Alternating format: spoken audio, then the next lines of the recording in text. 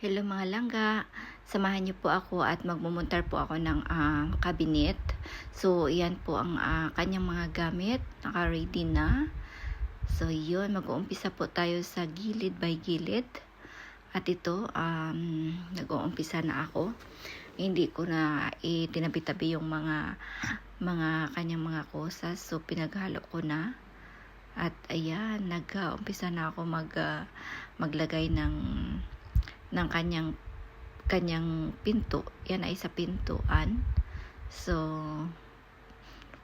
sobrang mahirap din gawin ang pagmumuntar ng cabinet. So, instead na ibabayad natin para sa pagmumuntar, tayo na lang gagawa niyan, di ba?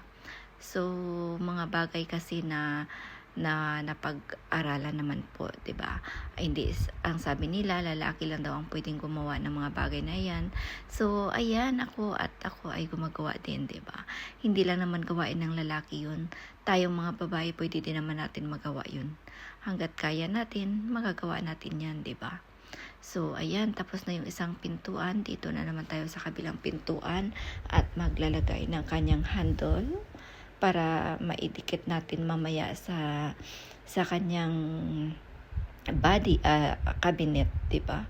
So, medyo hirap-hirap din ako diyan sa pag-upo kasi 'di ba? Pero okay lang 'yun basta matapos lang yung ating cabinet. At kailangan tiyagaan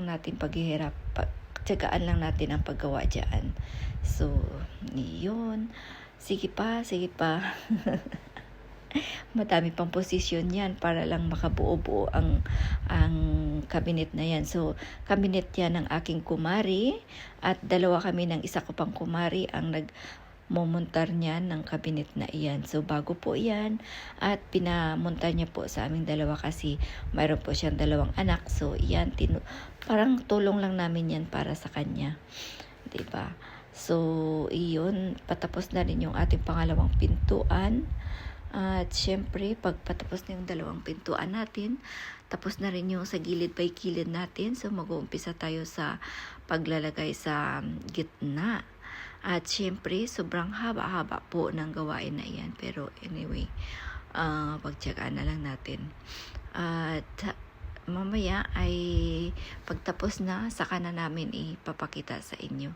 Kasi itong pinto ay patapos na rin. So, last ko nang gagawin yung kanyang ano tawag niyan? Basta yung para sa pinto na yan. So, last na yan dahil tapos na yung isa. At pagkatapos niyan ay susunod na namin yung mga gilid by gilid. Tapos, ipapatayo namin. Nahihirapan ako sa makina na yan dahil hindi ako sanay gumamit pero kaya pa naman. So, ayan, natapos na, di ba? Ang bilis-bilis. So, ayan, pinatayo na namin. At, tapos na yan lahat-lahat, pati sa likod. So, yan, talagang finish na siya, di ba? Yan na yung lahat. Yan ang kalabasan ng ating cabinet. Super ganda. So, please, mga langga, like, comment, and subscribe para sa mga susunod pa nating mga video para makapanood din kayo ulit.